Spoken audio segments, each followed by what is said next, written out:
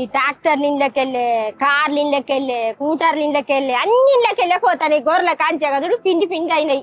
ఈ కట్టెన్న పెడతా, ఈ కట్టెలు పెడితే అందంగా చూసి దూరం నుంచి పోతారు వాళ్ళు.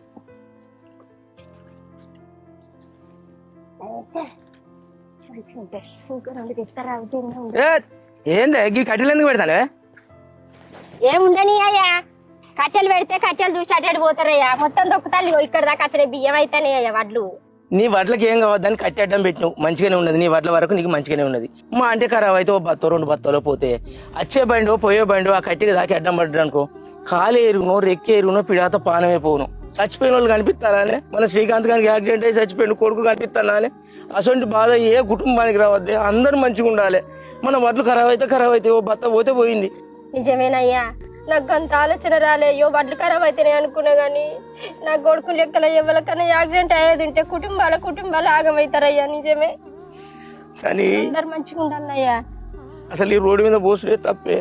ఎవ్వరు ఎందుకు ఏమంటలేరంటే, అయ్యో పాపం రైతు ఆలుగాలం కట్టం చేసి ఆగం అవుతాడు, ఆ బురదలు పోతే మొలకత్తాయి, రైతు నష్టపోతాడని రోడ్డు మీద పోసుకున్నా ఎవ్వరు ఏమంటలేరే.